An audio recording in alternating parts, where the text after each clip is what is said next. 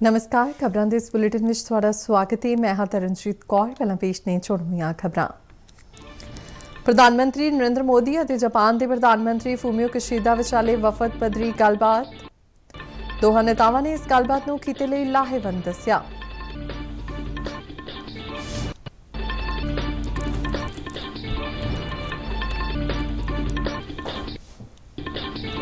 संसद के दोहां सदनां विच अज भी लोकतंत्र बारे राहुल गांधी की टिप्पणियां ते अडानी समूह के मुद्दों को लैके अड़िक्का जारी रहा। कार्रवाई कल तक लई हुई मुलतवी। G20 के कीर्ति संघां के L20 का पहला 2 दिना सम्मेलन अज अमृतसर में समाप्त। विश्व समाजिक सुरक्षा ते महिला शक्ति के हुनर विकास बारे साझा बयान जारी।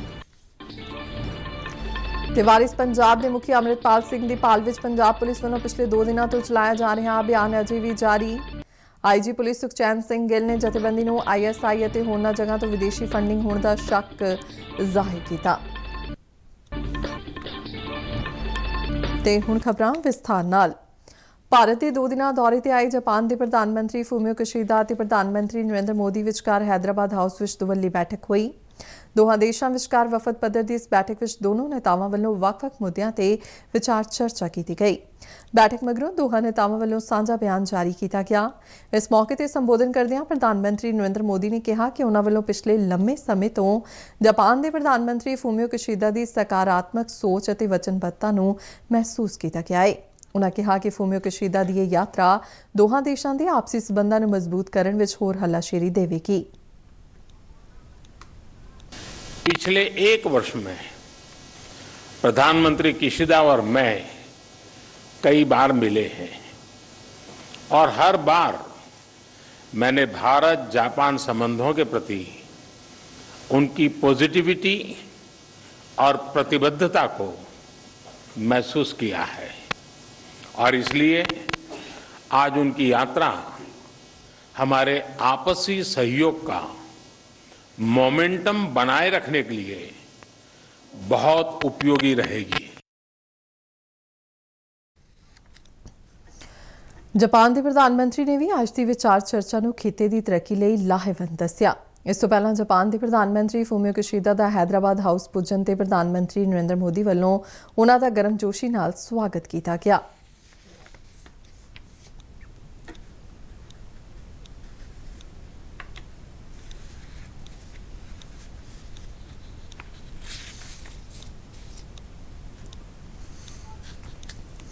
लोकतंत्र उपर राहुल गांधी की टिप्पणी ते होरनां मुद्दों को लैके अड़ीके दे चलदिआं संसद के दोहां सदनां की कार्रवाई कल तक लई मुलतवी कर दी गई। दोहां सदनां विच अज भी लोकतंत्र उपर राहुल गांधी की टिप्पणी ते अडानी समूह के मुद्दों को लैके गतिरोध जारी रहा। लोकसभा और राज्यसभा की कार्रवाई अज सवेरे शुरू होने की कुछ देर मगरों दोपहर 2 बजे तक मुलतवी कर दी गई। अज सवेरे लोकसभा में बैठक शुरू होने ते सत्ताधारी धिर के मैंबरां ने राहुल गांधी तो उन्हां दी टिप्पणियों पर मुआफी की मांग करते हुए नारे लगाए। उत्थे कांग्रेस DMK NCP ਅਤੇ ਹੋਰਨਾਂ ਪਾਰਟੀਆਂ ਦੇ ਮੈਂਬਰ ਅਡਾਨੀ ਸਮੂਹ ਦੇ ਮੁੱਦੇ ਉੱਪਰ ਸਾਂਝੀ ਸੰਸਦੀ ਕਮੇਟੀ ਤੋਂ ਜਾਂਚ ਕਰਵਾਉਣ ਦੀ ਮੰਗ ਉੱਪਰ ਅੜੇ ਰਹੇ। ਰਾਜ ਸਭਾ ਵਿੱਚ ਵੀ ਅਜਿਹੇ ਹਾਲਾਤ ਦੇਖਣ ਨੂੰ ਮਿਲੇ। ਬੈਠਕ ਸ਼ੁਰੂ ਹੋਣ ਤੇ ਸਭਾਪਤੀ ਜਗਦੀਪ ਧਨਖੜ ਨੇ ਵਿਰੋਧੀ ਮੈਂਬਰਾਂ ਵੱਲੋਂ ਅਡਾਨੀ ਸਮੂਹ ਅਤੇ ਹੋਰਨਾਂ ਮੁੱਦਿਆਂ ਨੂੰ ਲੈ ਕੇ ਕੰਮ ਰੋਕੂ ਪ੍ਰਸਤਾਵਾਂ ਦੇ ਨੋਟਿਸ ਨੂੰ ਇਜਾਜ਼ਤ ਨਹੀਂ ਦਿੱਤੀ। ਸੱਤਾਧਾਰੀ ਮੈਂਬਰਾਂ ਨੇ ਰਾਹੁਲ ਗਾਂਧੀ ਦੀਆਂ ਟਿੱਪਣੀਆਂ ਉੱਪਰ ਵਿਰੋਧ ਸ਼ੁਰੂ ਕਰ ਦਿੱਤਾ। ਲਗਾਤਾਰ 6ਵੇਂ ਦਿਨ ਵੀ ਦੋਹਾਂ ਸਦਨਾਂ ਵਿੱਚ ਸਰਕਾਰ ਅਤੇ ਵਿਰੋਧੀ ਧਿਰ ਵਿਚਾਲੇ ਰਾਹੁਲ ਗਾਂਧੀ ਦੀਆਂ ਟਿੱਪਣੀਆਂ ਤੇ ਅਡਾਨੀ ਸਮੂਹ ਦੇ ਮੁੱਦਿਆਂ ਉੱਪਰ ਗਤੀਰੋਧ ਦੇਖਣ ਨੂੰ ਮਿਲਿਆ।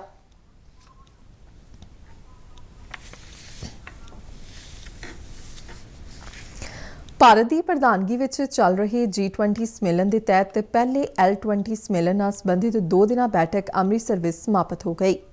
L20 के चेयरमैन और भारतीय मजदूर संघ के मुखी हिरण्मय पांड्या की प्रधानगी में हुई इस बैठक में देश विदेश के माहिरां ने किरतियां दीआं समस्यावां ते विस्तार नाल चर्चा की ते विश्व समाजिक सुरक्षा और महिला शक्ति के हुनर विकास के मुद्दे बारे साझा बयान जारी किया गया।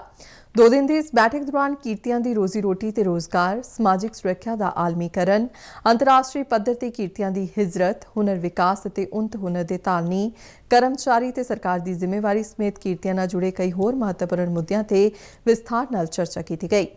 मीटिंग में कहा गया कि दुनिया भर में करीब 4 बिलियन लोग हाले भी किसी भी तरह की समाजिक सुरक्षा तो वांझे ने और आर्थिक, समाजिक ते वातावरण संबंधी समस्यावां झेल रहे हैं। ਇਹ ਕਿਹਾ ਗਿਆ ਕਿ G20 ਦੇ ਸਾਰੇ ਦੇਸ਼ਾਂ ਵਿੱਚ ਸਮਾਜਿਕ ਸੁਰੱਖਿਆ ਮਹੱਤਵਪੂਰਨ ਹੈ ਅਤੇ ਦੁਨੀਆ ਵਿੱਚ ਖਾਸ ਤੌਰ ਤੇ G20 ਦੇਸ਼ਾਂ ਵਿਚਾਲੇ ਹਿਜਰਤ ਵਧ ਰਹੀ ਹੈ। ਇਸ ਨੂੰ ਦੇਖਦਿਆਂ ਸਮਾਜਿਕ ਸੁਰੱਖਿਆ ਫੰਡ ਦੀ ਪੋਰਟੇਬਿਲਿਟੀ ਬੇहद ਜ਼ਰੂਰੀ ਹੈ ਅਤੇ G20 ਦੇਸ਼ਾਂ ਨੂੰ ਇਸ ਦੇ ਵਿਸਥਾਰ ਨਾਲ ਚਰਚਾ ਸ਼ੁਰੂ ਕਰਨੀ ਚਾਹੀਦੀ ਹੈ ਤਾਂ ਜੋ ਦੁਨੀਆ ਭਰ ਦੇ ਕਿਰਤੀਆਂ ਨੂੰ ਸਮਾਜਿਕ ਸੁਰੱਖਿਆ ਮਿਲ ਸਕੇ। G20 ਦੇ ਤਹਿਤ ਵੱਖ-ਵੱਖ ਭਾਈਵਾਲ ਸਮੂਹਾਂ ਵਿੱਚੋਂ L20 ਇੱਕ ਹੈ ਜਿਸ ਵਿੱਚ ਵੱਖ-ਵੱਖ ਮਜ਼ਦੂਰ ਸੰਗਠਨਾਂ ਦੇ ਨੇਤਾ ਅਤੇ ਪ੍ਰਤੀਨਿਧ ਸ਼ਾਮਲ ਨੇ। ਆਓ ਤੁਹਾਨੂੰ ਲੈ ਚੱਲਦੇ ਹਾਂ ਅੰਮ੍ਰਿਤਸਰ, ਜਿੱਥੇ ਸਾਡੇ ਸੰਵਾਦਦਾਤਾ ਸ਼ਿਸ਼ੂ ਸ਼ਰਮਾ ਸ਼ਾਂਤਲ ਬੈਠਕ ਬਾਰੇ ਹੋਰ ਜਾਣਕਾਰੀ ਦੇ ਰਹੇ ਨੇ। देखो G20 तहत L20 यानी लेबर 20 की ये मीटिंग जी है हुण तो थोड़ी देर पहला खत्म हुई है।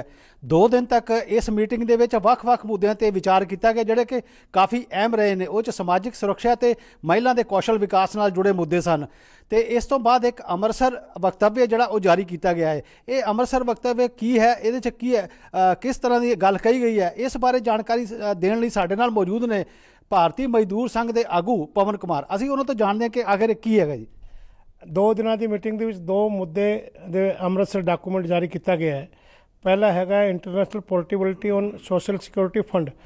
ਇਹ ਜਿਹੜੇ ਮਜ਼ਦੂਰ ਇੱਧਰ ਉੱਧਰ ਜਾਂਦੇ ਨੇ ਇਹਨਾਂ ਦਾ ਸੋਸ਼ਲ ਸਿਕਿਉਰਿਟੀ ਫੰਡ ਟ੍ਰਾਂਸਫਰ ਹੋਣਾ ਚਾਹੀਦਾ ਹੈ। ਦੂਜਾ ਹੈਗਾ women world and future, upskilling of the women worker, ਮਹਿਲਾਵਾਂ ਦੀ ਸਕਿੱਲ ਡਿਵੈਲਪ ਕਰਨਾ, ਤੇ ਇਸ ਦੇ ਬਾਰੇ ਡਿਟੇਲ ਚਰਚਾ ਹੋ ਕੇ ਗੱਲ ਹੋਈ ਹੈ।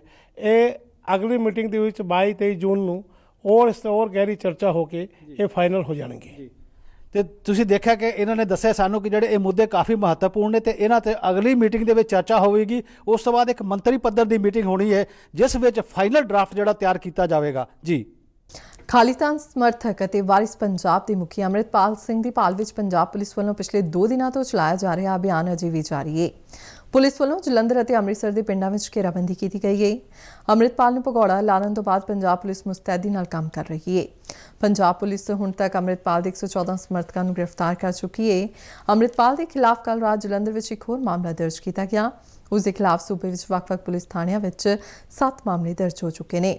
ਪੁਲਿਸ ਵੱਲੋਂ ਜਲੰਧਰ ਦੇ ਸ੍ਰੀ ਪਿੰਡ ਵਿੱਚੋਂ ਅੰਮ੍ਰਿਤਪਾਲ ਦੇ ਚਾਚਾ ਹਰਜੀਤ ਸਿੰਘ ਨੂੰ ਗ੍ਰਿਫਤਾਰ ਕਰ ਲਿਆ ਗਿਆ ਤੇ ਅੰਮ੍ਰਿਤਪਾਲ ਵੱਲੋਂ ਭੱਜਣ ਲਈ ਵਰਤੀ ਗਈ ਗੱਡੀ ਨੂੰ ਵੀ ਬਰਾਮਦ ਕਰ ਲਿਆ ਗਿਆ।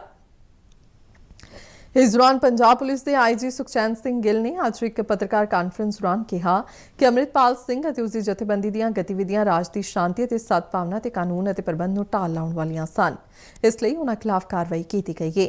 ਉਨ੍ਹਾਂ ਕਿਹਾ ਕਿ ਪੰਜਾਬ ਪੁਲਿਸ ਕਾਨੂੰਨ ਦੇ ਦਾਇਰੇ ਵਿੱਚ ਰਹਿ ਕੇ ਕੰਮ ਕਰ ਰਹੀ ਹੈ। ਜਥੇਬੰਦੀ ਨੂੰ ਮਾਲੀ ਇਮਦਾਦ ਬਾਰੇ ਆਈਜੀ ਪੁਲਿਸ ਨੇ ਦੱਸਿਆ ਕਿ ਉਨ੍ਹਾਂ ਨੂੰ ਇਸ ਜਥੇਬੰਦੀ ਨੂੰ ISI ਅਤੇ ਹੋਰਨਾਂ ਜਗ੍ਹਾ ਤੋਂ ਵਿਦੇਸ਼ੀ ਫੰਡਿੰਗ ਹੋਣ ਦਾ ਪੂਰਾ ਸ਼ੱਕ ਹੈ। ISI ਦਾ ਜਿਹੜਾ ਐਂਗਲ ਆ ਸਾਨੂੰ ਬਹੁਤ ਸਟਰੋਂਗ ਸਸਪੀਸ਼ਨ ਆ। ਹੁਣ ਤੱਕ ਜਿਹੜੇ ਤੱਥ ਸਾਹਮਣੇ ਆਏ ਆ, ਜਿਹੜੇ ਸਰਕਮਸਟੈਂਸਿਸ ਸਾਹਮਣੇ ਆਏ ਆ, ਔਰ ਫੋਰਨ ਫੰਡਿੰਗ ਦਾ ਵੀ ਬੜਾ ਸਟਰੋਂਗ ਸਸਪੀਸ਼ਨ ਹੈ ਇਹਦੇ ਵਿੱਚ। ਔਰ ਇਹਨਾਂ ਦੀਆਂ ਐਕਟੀਵਿਟੀਜ਼, ਇਹਨਾਂ ਦੇ ਜਿਹੜੇ ਸਾਰੇ ਹਾਲਾਤ ਆ ਉੱਥੋਂ ਇਹ ਸਾਰਾ ਲੱਗ ਰਿਹਾ ਹੈ ਕਿ ISI ਵੀ ਇਨਵੋਲਡ ਆ, ਪਲੱਸ ਇਹਨਾਂ ਦੀ ਫੰਡਿੰਗ ਜਿਹੜੀ ਆ ਫੋਰਨ ਤੋਂ ਵੀ ਹੋ ਰਹੀ ਸੀਗੀ। ਇੱਕ ਇਹਨਾਂ ਦੇ ਵਿੱਚ ਹੋਰ ਜਿਹੜਾ ਤੱਥ ਸਾਹਮਣੇ ਆਇਆ ਹੈ ਕਿ ਇੱਕ AKF ਜਿਹੜਾ ਹੈ ਉਹ ਜਿਹੜੀਆਂ ਬੁਲੇਟ ਪ੍ਰੂਫ ਜੈਕਟਸ ਕਵਰ ਕੀਤੀਆਂ, ਜਿਹੜੀਆਂ ਰਾਈਫਲਸ ਕਵਰ ਕੀਤੀਆਂ ਹੈ, ਔਰ ਜਿਹੜਾ ਇਹਨਾਂ ਦੇ ਮੁੱਖ ਸਰਗਨਾ ਜਿਹੜੇ ਉਹਦੇ ਗੇਟ ਦੇ ਉੱਤੇ ਵੀ AKF ਲਿਖਿਆ ਸੀਗਾ, ਉਹ ਆਨੰਦਪੁਰ ਖਾਲਸਾ ਫੌਜ ਜਿਹੜਾ ਹੈ ਉਹ ਇੱਕ ਜਥੇਬੰਦੀ ਜਿਹੜੀ ਸੀਗੀ ਬਣਾਉਣ ਦੀ ਕੋਸ਼ਿਸ਼ ਕੀਤੀ ਗਈ, ਜਿਹਦੇ ਵਿੱਚ ਜਿਹੜੇ ਕਲੋਜ਼ ਆਰਮਡ ਐਸੋਸੀਏਟ ਸੀਗੇ ਉਹਨਾਂ ਦੇ ਕੋਲੇ ਜਿਹੜੇ ਇਕਵਿਪਮੈਂਟ ਸੀਗੇ ਉਹਨਾਂ ਦੇ ਉੱਤੇ ਇਹ ਜਿਹੜਾ AKF ਵਰਡ ਲਿਖਿਆ ਹੋਇਆ ਸੀਗਾ। 4 ਜਿਹੜੇ ਡੈਟੀਨਿਊਜ਼ ਆ ਜਿਨ੍ਹਾਂ ਨੂੰ ਅਸੀਂ ਕਰਕੇ ਕਸਟਡੀ 'ਚ ਲੈ ਕੇ ਉਹਨਾਂ ਨੂੰ ਦਿਬਰੂਗੜ੍ਹ ਅਸਾਮ ਭੇਜਿਆ ਗਿਆ ਵਾ, ਜਿਹਦੇ ਵਿੱਚ ਦਲਜੀਤ ਕਲਸੀ ਆ, ਇੱਕ ਬਸੰਤ ਸਿੰਘ ਆ ਜਿਹੜਾ ਕਿ ਦੌਲਤਪੁਰਾ ਦਾ ਰਹਿਣ ਵਾਲਾ ਵਾ, ਇੱਕ ਗੁਰਮੀਤ ਸਿੰਘ ਬੁੱਕਨਵਾਨ ਸਿੰਘ ਪ੍ਰਧਾਨ ਮੰਤਰੀ, ਇੱਕ ਹੋਰ ਡੈਟੀਨਿਊ ਆ ਹਰਜੀਤ ਸਿੰਘ ਜਿਹੜਾ ਔਨ ਦੀ ਵੇ ਆ ਡਿਬਰੂਗੜ੍ਹ, ਉਹਨੂੰ ਲੈ ਕੇ ਜਾਇਆ ਜਾ ਰਿਹਾ ਵਾ। ਆਈਜੀ ਪੁਲਿਸ ਨੇ ਦੱਸਿਆ ਕਿ ਰਾਜ ਵਿੱਚ ਹਾਲਾਤ ਨੂੰ ਮੱਦੇਨਜ਼ਰ ਰੱਖਦਿਆਂ ਅੰਮ੍ਰਿਤਪਾਲ ਦੇ 4 ਸਾਥੀਆਂ ਤੇ ਚਾਚਾ ਨੂੰ ਅਸਾਮ ਦੇ ਡਿਬਰੂਗੜ੍ਹ ਭੇਜ ਦਿੱਤਾ ਗਿਆ। ਉਨ੍ਹਾਂ ਕਿਹਾ ਕਿ ਲੋਕਾਂ ਨੂੰ ਅਫਵਾਹਾਂ ਤੇ ਫਰਜ਼ੀ ਖਬਰਾਂ ਵਿੱਚ ਵਿਸ਼ਵਾਸ ਨਹੀਂ ਕਰਨਾ ਚਾਹੀਦਾ। ਉਨ੍ਹਾਂ ਨੇ ਲੋਕਾਂ ਨੂੰ ਸ਼ਾਂਤੀ ਅਤੇ ਸਦਭਾਵਨਾ ਬਣਾਏ ਰੱਖਣ ਦੀ ਅਪੀਲ ਕੀਤੀ ਹੈ। ਪੰਜਾਬ ਨਾਲ ਲੱਗਦੇ ਇਲਾਕਿਆਂ ਵਿੱਚ ਸੁਰੱਖਿਆ ਵਧਾ ਦਿੱਤੀ ਗਈ ਹੈ ਤੇ ਹਰ ਛੋਟੀ ਵੱਡੀ ਗਤੀਵਿਧੀ ਤੇ ਨਜ਼ਰ ਰੱਖੀ ਜਾ ਰਹੀ ਹੈ। ਇਸ ਦੌਰਾਨ ਅੰਮ੍ਰਿਤਪਾਲ ਸਿੰਘ ਦੇ 4 ਹੋਰ ਸਾਥੀਆਂ ਨੂੰ ਸਖਤ ਸੁਰੱਖਿਆ ਪ੍ਰਬੰਧਾਂ ਹੇਠ ਬਾਬਾ ਬਕਾਲਾ ਦੀ ਅਦਾਲਤ ਵਿੱਚ ਪੇਸ਼ ਕੀਤਾ ਗਿਆ। ਬਿਕਰਮਜੀਤ ਸਿੰਘ ਦੀ ਅਦਾਲਤ ਵੱਲੋਂ ਉਨ੍ਹਾਂ ਨੂੰ 3 ਦਿਨਾਂ ਦੀ ਪੁਲਿਸ ਰਿਮਾਂਡ ਤੇ ਭੇਜ ਦਿੱਤਾ ਗਿਆ। ਇਨ੍ਹਾਂ 4 ਸਾਥੀਆਂ ਵਿੱਚ ਅੰਮ੍ਰਿਤਪਾਲ ਸਿੰਘ ਦਾ ਡਰਾਈਵਰ ਵੀ ਸ਼ਾਮਲ ਹੈ, ਜਿਸ ਨੇ ਬੀਤੀ ਰਾਤ ਅੰਮ੍ਰਿਤਪਾਲ ਦੇ ਚਾਚਾ ਨਾਲ ਪੁਲਿਸ ਸਾਹਮਣੇ ਆਤਮ ਸਮਰਪਣ ਕੀਤਾ ਸੀ। ਬ੍ਰਿਟੇਨ ਵਿੱਚ ਭਾਰਤੀ ਹਾਈ ਕਮਿਸ਼ਨ ਤੇ ਹਮਲਾ ਕਰਕੇ ਕੱਟੜਪੰਥੀਆਂ ਨੇ ਕੰਮਕਾਜ ਵਿੱਚ ਅੜਚਨ ਪੈਦਾ ਕਰਨ ਦੀ ਕੋਸ਼ਿਸ਼ ਕੀਤੀ ਹੈ। ਇਸ ਘਟਨਾ ਨੂੰ ਭਾਰਤ ਸਰਕਾਰ ਵੱਲੋਂ ਸਖਤੀ ਨਾਲ ਲਿਆ ਗਿਆ। ਦਿੱਲੀ ਸਥਿਤ ਬਰਤਾਨੀਆ ਦੇ ਉੱਚ ਕਮਿਸ਼ਨਰ ਨੂੰ ਤਲਬ ਕੀਤਾ ਗਿਆ ਅਤੇ ਲੰਡਨ ਵਿੱਚ ਹੋਈ ਇਸ ਘਟਨਾ ਦੀ ਨਿਖੇਧੀ ਕੀਤੀ। ਭਾਰਤ ਸਰਕਾਰ ਨੇ ਕਿਹਾ ਕਿ ਬਰਤਾਨਵੀ ਸੁਰੱਖਿਆ ਤੰਤਰ ਦੀ ਇਸ ਤਰ੍ਹਾਂ ਦੀ ਗੈਰ ਮੌਜੂਦਗੀ ਡੂੰਘੀ ਚਿੰਤਾ ਦਾ ਵਿਸ਼ਾ ਹੈ। ਭਾਰਤ ਨੇ ਇਸ ਮਾਮਲੇ 'ਚ ਮੰਗ ਕੀਤੀ ਕਿ ਬਰਤਾਨੀਆ ਸਰਕਾਰ ਤੁਰੰਤ ਦੋਸ਼ੀਆਂ ਦੀ ਪਛਾਣ ਕਰੇ ਅਤੇ ਉਹਨਾਂ ਦੀ ਗ੍ਰਿਫਤਾਰੀ ਸਮੇਤ ਲੋੜੀਂਦੀ ਕਾਰਵਾਈ ਕੀਤੀ ਜਾਵੇ। ਭਾਰਤ ਦੇ ਇਸ ਰੁਖ ਤੋਂ ਬਾਅਦ ਬਰਤਾਨਵੀ ਉੱਚ ਕਮਿਸ਼ਨ ਨੇ ਵੀ ਇਸ ਘਟਨਾ ਦੀ ਨਿਖੇਧੀ ਕੀਤੀ ਹੈ। ਭਾਰਤ ਵਿੱਚ ਬਰਤਾਨੀਆ ਦੇ ਉੱਚ ਕਮਿਸ਼ਨਰ ਐਲੈਕਸ ਐਲਸ ਨੇ ਲੰਡਨ ਵਿੱਚ ਹੋਈ ਇਸ ਘਟਨਾ ਦੀ ਨਿੰਦਾ ਕੀਤੀ ਹੈ। ਉਨ੍ਹਾਂ ਟਵੀਟ ਕਰਕੇ ਕਿਹਾ ਕਿ ਉਹ ਲੰਡਨ ਵਿੱਚ ਭਾਰਤੀ ਹਾਈ ਕਮਿਸ਼ਨ ਦੇ ਕਰਮਚਾਰੀਆਂ ਅਤੇ ਦਫ਼ਤਰ ਖਿਲਾਫ ਕੀਤੀ ਗਈ ਸ਼ਰਮਨਾਕ ਕਾਰਵਾਈ ਦੀ ਨਿੰਦਾ ਕਰਦੇ ਨੇ, ਜੋ ਕਿ ਪੂਰੀ ਤਰ੍ਹਾਂ ਨਾਮਨਜ਼ੂਰ ਹੈ। ਲੋਕਤੰਤਰ ਲੋਕਾਂ ਲਈ, ਲੋਕਾਂ ਦਾ ਅਤੇ ਲੋਕਾਂ ਦੁਆਰਾ ਹੁੰਦਾ ਹੈ। ਇਸ ਆਧਾਰ ਨੇ ਹੀ ਲੋਕਤੰਤਰ ਵਿੱਚ ਨਾਗਰਿਕਾਂ ਦੀ ਮਹੱਤਤਾ ਨੂੰ ਪਰਿਭਾਸ਼ਿਤ ਕੀਤਾ ਹੈ। ਮਨ ਕੀ ਬਾਤ ਪ੍ਰੋਗਰਾਮ ਨੇ ਵੀ ਇਸ ਸ਼ਕਤੀ ਨੂੰ ਨਵੇਂ ਸਿਰੇ ਤੋਂ ਪਰਿਭਾਸ਼ਿਤ ਕੀਤਾ ਹੈ ਜੋ ਲੋਕਾਂ ਕੋਲ ਹੈ। ਇਸ ਪ੍ਰੋਗਰਾਮ ਰਾਹੀਂ ਲੋਕਾਂ ਨੇ ਸਾਰੇ ਦੇਸ਼ ਦੇ ਸ਼ਾਸਨ ਵਿੱਚ ਖੁੱਲ੍ਹ ਕੇ ਹਿੱਸਾ ਲਿਆ ਹੈ। ਉਨ੍ਹਾਂ ਦੀ ਭਾਵਨਾ ਅਤੇ ਗਤੀਸ਼ੀਲਤਾ ਅੱਗੇ ਚੁੱਕਦਿਆਂ ਪੂਰੀ ਨਿਮਰਤਾ ਨਾਲ ਪ੍ਰਧਾਨ ਮੰਤਰੀ ਨਰਿੰਦਰ ਮੋਦੀ ਨੇ 20 ਸਤੰਬਰ 2015 ਨੂੰ ਮਨ ਕੀ ਬਾਤ ਵਿੱਚ ਨਾ ਸਿਰਫ ਇਸ ਨੂੰ ਸਵੀਕਾਰ ਕੀਤਾ ਬਲਕਿ ਭਾਰਤ ਦੇ ਲੋਕਾਂ ਦੀ ਸ਼ਕਤੀ ਨੂੰ ਆਵਾਜ਼ ਵੀ ਦਿੱਤੀ। लोकतंत्र में जनशक्ति का अपार महत्व है। मेरे जीवन में एक मूलभूत सोच रही है और उसके कारण जनशक्ति पर मेरा अपार विश्वास रहा है। लेकिन मन की बात ने जो समझाया, जो जाना, जो अनुभव किया, उससे मैं कह सकता हूं कि हम सोचते हैं उससे भी ज्यादा जनशक्ति अपरंपार होती है। ਮੋਗਾ ਜ਼ਿਲ੍ਹੇ ਦੀ ਸਰਕਾਰੀ ਸੀਨੀਅਰ ਸੈਕੰਡਰੀ ਸਕੂਲ ਖੁਖਰਾਨਾ ਵਿੱਚ ਨਵੀਂ ਸਿੱਖਿਆ ਨੀਤੀ ਤਹਿਤ ਨਵ ਸਾਖਰਾਂ ਲਈ ਵਲੰਟੀਅਰ ਵੀਰਪਾਲ ਕੌਰ ਦੀ ਅਗਵਾਈ ਵਿੱਚ ਪ੍ਰੋਗਰਾਮ ਹੋਇਆ। ਇਸ ਵਿੱਚ ਪੰਜਾਬੀ ਵਿਆਕਰਣ ਸਿਖਾਉਣ ਦੇ ਨਾਲ-ਨਾਲ ਘਰੇਲੂ ਕੰਮਕਾਜਾਂ ਤੇ ਹਿਸਾਬ-ਕਿਤਾਬ ਬਾਰੇ ਸਿੱਖਿਅਤ ਕੀਤਾ ਜਾ ਰਿਹਾ ਹੈ। ਨਵ ਸਾਖਰਾਂ ਦੀ ਸਿਖਲਾਈ ਦਾ ਮੁਲਾਂਕਣ ਕਰਨ ਲਈ ਕੱਲ੍ਹ ਲਿਖਤੀ ਇਮਤਿਹਾਨ ਵੀ ਲਿਆ ਗਿਆ। ਇਮਤਿਹਾਨ ਪਾਸ ਕਰਨ ਵਾਲੇ ਨਵ ਸਾਖਰਾਂ ਨੂੰ ਸਰਕਾਰ ਵੱਲੋਂ ਦੂਜੀ ਜਮਾਤ ਪਾਸ ਹੋਣ ਦਾ ਸਰਟੀਫਿਕੇਟ ਦਿੱਤਾ ਜਾਵੇਗਾ ਅਤੇ ਇਹ ਨਵ ਸਾਖਰ ਬਾਅਦ ਵਿੱਚ ਸਿੱਧੇ 5ਵੀਂ ਦੀ ਪ੍ਰੀਖਿਆ ਵੀ ਦੇ ਸਕਣਗੇ। ਇਨ੍ਹਾਂ ਸਾਖਰਤਾ ਪ੍ਰੋਗਰਾਮ ਵਿੱਚ ਪੰਜਾਬ ਵਿੱਚ ਦੂਜੇ ਰਾਜਾਂ ਤੋਂ ਰਹਿ ਰਹੇ ਲੋਕ ਵੀ ਹਿੱਸਾ ਲੈ ਰਹੇ ਨੇ। ਜ਼ਿਲ੍ਹੇ ਵਿੱਚ ਤਕਰੀਬਨ 7000 ਨਵ ਸਾਖਰ ਸਿੱਖਿਆ ਲੈ ਰਹੇ ਨੇ। ਇਨ੍ਹਾਂ ਵਿੱਚ ਉਹ ਵਿਅਕਤੀ ਸ਼ਾਮਲ ਨੇ ਜਿਨ੍ਹਾਂ ਨੂੰ ਬਚਪਨ ਵਿੱਚ ਤਲਖ ਹਾਲਾਤਾਂ ਕਾਰਨ ਸਿੱਖਿਆ ਦਾ ਮਾਹੌਲ ਨਹੀਂ ਮਿਲਿਆ। ਬਹੁਤੀਆਂ ਮਹਿਲਾਵਾਂ ਇਸ ਕਰਕੇ ਵੀ ਉਤਸ਼ਾਹਿਤ ਸਨ ਕਿ ਉਹ ਲਿਖਣਾ ਸਿੱਖ ਕੇ ਆਪਣੇ ਬੱਚਿਆਂ ਨੂੰ ਸਿੱਖਿਅਤ ਕਰਨ ਵਿੱਚ ਯੋਗਦਾਨ ਪਾ ਸਕਣਗੀਆਂ। ਜਿਹੜੀ ਭਾਰਤ ਸਰਕਾਰ ਨੇ ਸਕੀਮ ਚਲਾਈ ਆ ਨਵ ਸਾਖਰ ਭਾਰਤ ਪ੍ਰੋਗਰਾਮ, ਇਸ ਦੇ ਤਹਿਤ ਮੈਂ ਇੱਕ ਵਲੰਟੀਅਰ ਦੇ ਤੌਰ ਤੇ ਕੰਮ ਕਰ ਰਹੀ ਹਾਂ। ਪਹਿਲਾਂ ਅਸੀਂ ਪਿੰਡ ਵਿੱਚ ਸਰਵੇ ਕੀਤਾ, ਲੋਕਾਂ ਨੂੰ ਇਕੱਠਾ ਕੀਤਾ ਕਿ ਕਿਹੜੇ ਲੋਕ ਬਿਲਕੁਲ ਹੀ ਨਹੀਂ ਪੜ੍ਹ ਸਕਦੇ ਜਾਂ ਲਿਖ ਨਹੀਂ ਸਕਦੇ। ਫਿਰ ਅਸੀਂ ਇਹਨਾਂ ਨੂੰ ਪੜ੍ਹਾਇਆ, ਲਿਖਾਇਆ, ਥੋੜ੍ਹਾ ਬਹੁਤ ਹਿਸਾਬ ਕਿਤਾਬ ਕਰਨਾ ਸਿਖਾਇਆ। ਸਾਡੀਆਂ ਕਲਾਸਾਂ ਦੇ ਤੌਰ ਤੇ ਇਹਨਾਂ ਨੂੰ ਬਹੁਤ ਵਧੀਆ ਲਿਖਣਾ, ਪੜ੍ਹਨਾ ਤੇ ਹਿਸਾਬ ਕਿਤਾਬ ਕਰਨਾ ਆ ਗਿਆ। ਮੈਨੂੰ ਖੁਸ਼ੀ ਹੈ ਕਿ ਮੈਂ ਇਹਨਾਂ ਨੂੰ ਪढ़ना, लिखना ते थोड़ा बहुत हिसाब किताब करना सिखा सकी। मुझे बहुत खुशी हुई। सरकार ने, मोदी सरकार ने, केंद्र सरकार ने ये सब शुरू किया है। अभी मैं पंजाबी पढ़ना लिखना सीख गई हूँ। इससे मेरी परिवार को हेल्प मिलती है। मैं पढ़ाना लिखना अपने बच्चे को पढ़ा सकती हूँ, लिखा सकती हूँ। मैं मोदी सरकार और केंद्र सरकार का धन्यवाद अदा करती हूँ। ਪੰਜਾਬ ਨੂੰ ਸਾਫ਼ ਸੁਥਰੀ ਤੇ ਗ੍ਰੀਨ ਊਰਜਾ ਦੇ ਉਤਪਾਦਨ ਵਿੱਚ ਮੋਹਰੀ ਸੂਬਾ ਬਣਾਉਣ ਲਈ ਪੰਜਾਬ ਦੇ ਨਵੀਂ ਤੇ ਨਵਿਆਉਣਯੋਗ ਊਰਜਾ ਸਰੋਤ ਮੰਤਰੀ ਅਮਨ ਅਰੋੜਾ ਨੇ ਮਿਊਨਿਸਪਲ ਅਤੇ ਖੇਤੀ ਰਹਿੰਦ ਖੂੰਹਦ ਤੋਂ ਕੰਪਰੈਸਡ ਨੈਚੁਰਲ ਗੈਸ CNG ਤੇ ਕੰਪਰੈਸਡ ਬਾਇਓਗੈਸ CBG ਦੇ ਉਤਪਾਦਨ ਦਾ ਅਧਿਐਨ ਕਰਨ ਲਈ ਬੰਗਲੁਰੂ ਸਥਿਤ ਸਸਟੇਨੇਬਲ ਇੰਪੈਕਟਸ ਪਲਾਂਟ ਦਾ ਦੌਰਾ ਕੀਤਾ। ਉਨ੍ਹਾਂ ਨੇ ਪੰਜਾਬ ਦੇ ਹੋਰਨਾਂ ਅਧਿਕਾਰੀਆਂ ਨਾਲ ਸਸਟੇਨੇਬਲ ਇੰਪੈਕਟਸ ਦੀ ਟੀਮ ਨੂੰ ਸੂਬੇ ਦਾ ਦੌਰਾ ਕਰਕੇ ਪਲਾਂਟ ਲਗਾਉਣ ਦੀਆਂ ਸੰਭਾਵਨਾਵਾਂ ਦਾ ਪਤਾ ਲਗਾਉਣ ਦਾ ਸੱਦਾ ਦਿੱਤਾ। ਅਮਨ ਅਰੋੜਾ ਨੇ ਕਿਹਾ ਕਿ ਪੰਜਾਬ ਸਰਕਾਰ ਸਾਫ਼ ਸੁਥਰੀ ਅਤੇ ਗ੍ਰੀਨ ਊਰਜਾ ਦੇ ਉਤਪਾਦਨ ਅਤੇ ਇਸ ਦੀ ਵੱਧ ਤੋਂ ਵੱਧ ਵਰਤੋਂ ਨੂੰ ਯਕੀਨੀ ਬਣਾਉਣ ਲਈ ਵਚਨਬੱਧ ਹੈ। ਪੰਜਾਬ ਸਮੇਤ ਉੱਤਰੀ ਭਾਰਤ ਵਿੱਚ ਪਿਛਲੇ ਕੁਝ ਦਿਨਾਂ ਤੋਂ ਗਰਮੀ ਤੋਂ ਬਾਅਦ ਮੌਸਮ ਵਿੱਚ ਤਬਦੀਲੀ ਆਈ ਹੈ। ਅੱਜ ਸਵੇਰੇ ਪੰਜਾਬ ਵਿੱਚ ਕਈ ਜਗ੍ਹਾ ਤੇ ਦਿੱਲੀ ਵਿੱਚ ਹਲਕੀ ਤੋਂ ਦਰਮਿਆਨੀ ਬਾਰਿਸ਼ ਪੈਣ ਦੀਆਂ ਖਬਰਾਂ ਮਿਲੀਆਂ ਨੇ।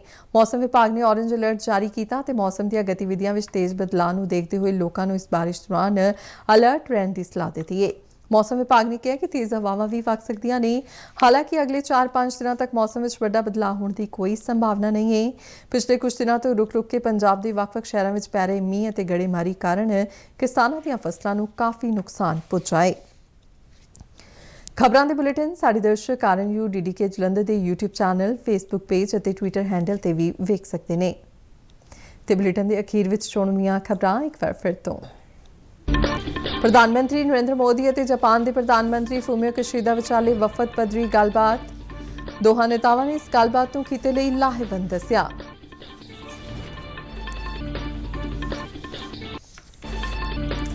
ਸੰਸਦ ਦੇ ਦੋਹਾਂ ਸਦਨਾਂ ਵਿੱਚ ਅੱਜ ਵੀ ਲੋਕਤੰਤਰ ਬਾਰੇ ਰਾਹੁਲ ਗਾਂਧੀ ਦੀ ਟਿੱਪਣੀ ਅਤੇ ਅਡਾਨੀ ਸਮੂਹ ਦੇ ਮੁੱਦਿਆਂ ਨੂੰ ਲੈ ਕੇ ਅੜਿੱਕਾ ਜਾਰੀ ਰਿਹਾ। ਕਾਰਵਾਈ ਕੱਲ੍ਹ ਤੱਕ ਲਈ ਹੋਈ ਮੁਲਤਵੀ।